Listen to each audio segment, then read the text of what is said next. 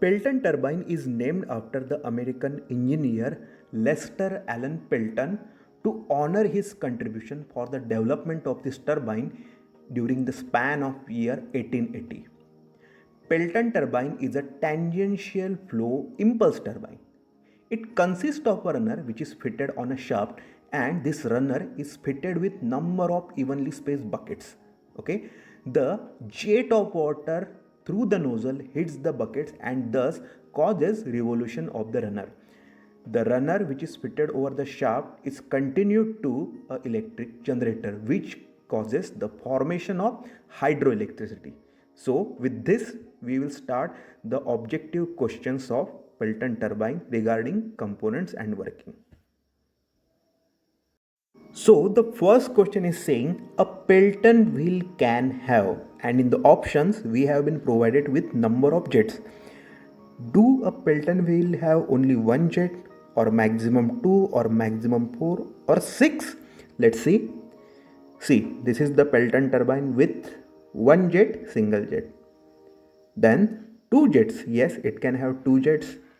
3, yes, a Pelton wheel can have 3 jets. 4, yes. 5, definitely yes.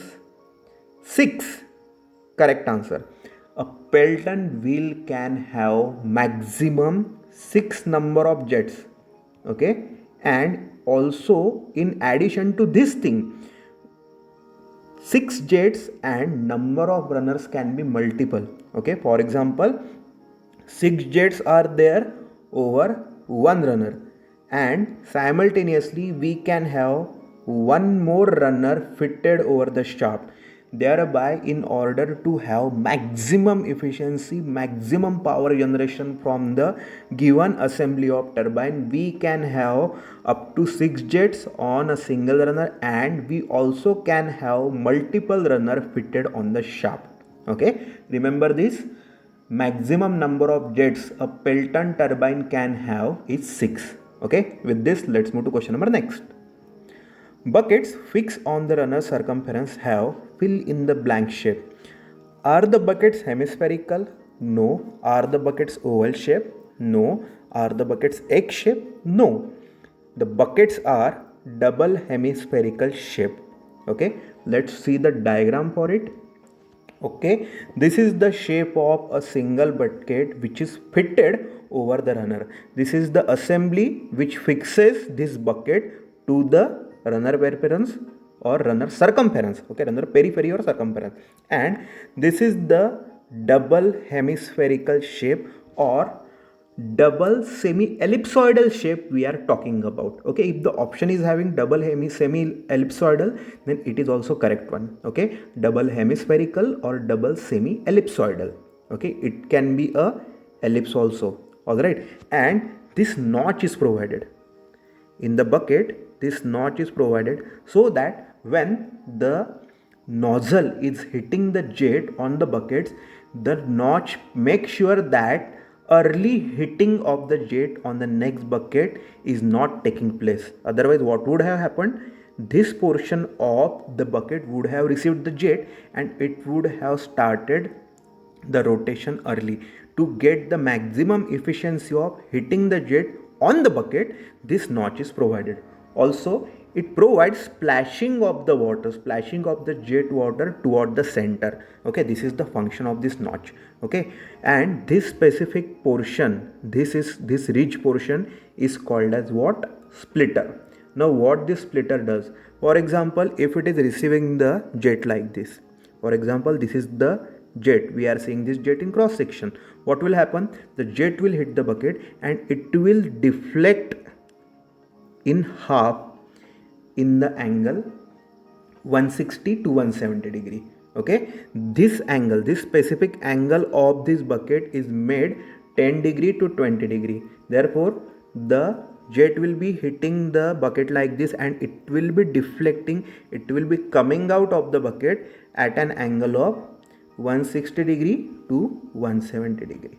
Okay, this is how number of buckets, several buckets are fitted over the periphery or circumference of the runner of the turbine in order. Okay, let's move to question number next. So spear in the Pelton wheel has following function. Which function? Let's see. To control the quantity of water striking the runner. Yes, this is the function of spear.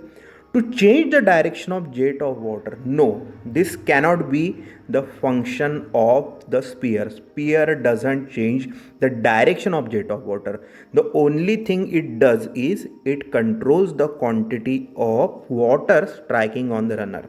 Therefore, both of the above rules out and none of the above rules out. Okay, let's see clearly how the spear works in the turbine. See, this is the spear we are talking about. Okay, then this spear can be retracted or can be pushed forward by using the spear wheel. Okay, and this is the spear rod. The assembly that connects spear wheel and spear is called as spear rod. Okay, it is fitted inside the penstock. Now it can be taken back or pushed forward, and thus by taking it back, by retracting it and by pushing it forward, we control the opening of the nozzle. And by controlling the opening of nozzle, what we are doing? We are varying the quantity of water which is being received by the runner. This spear is acting as a wall over there. Okay, this is the function of spear and this is the position of spear. Okay, it is fitted inside the penstock assembly. Alright, let's move to question number next. In order to stop the rotation of the runner after turbine is stopped, what is being used? Is it brake weight? No. Is it brake bucket? No. None of the above? No. It is the brake nozzle. Now see, let's check the diagram. What this jet does, jet causes the bucket, the runner, the bucket as well as the runner to revolve like this. Okay, now if this penstock, this nozzle assembly, this spear assembly is causing this specific assembly means this runner and bucket assembly to rotate in anti-clockwise direction, what we can do, we can have another jet, another nozzle, another opening like this to make the bucket and runner system to rotate in clockwise direction. Means once the supply to the penstock and thus to the jet is stopped, what will happen? This runner and bucket assembly will go on revolving continuously until the total inertial force has taken off from there. Now what will happen? Why we need to stop the assembly? See, this shaft is connected to electric generator, and since in order to have prevention, since to protect the generator assembly from getting underloaded, what we have to do? We have to stop the runner and bucket assembly. For that, what we will do? We will use a brake jet which will splash the water, which will hit the buckets in opposite direction, and thus it will cause braking of rotation of the runner and bucket assembly. Okay, let's move to question number next. The casing of a Pelton wheel has a function of, it guides the splash water to tail rest. Yes, it does. It acts as protective casing. Yes, it does. Therefore, what will be the answer? Both of the above is going to be the answer. Okay. The casing of a Pelton wheel guides the splashed water to the tail rest channel, and also it acts as protective casing to avoid mishappenings. Okay. This is the casing. Okay, what it will do, when the nozzle is ejecting water and it is getting splashed off, all the water will be collected inside the casing and it will be diverted to the tail rest channel, okay, to the exit. And also this runner bucket assembly has much speed that the operator, the staff may get mishappened, may get into some accident. That's why to cover this whole assembly of shaft, runner and bucket, we are just providing a protective casing like this. Okay, these are the two functions of casing of Pelton wheel turbine. Let's move to question number next.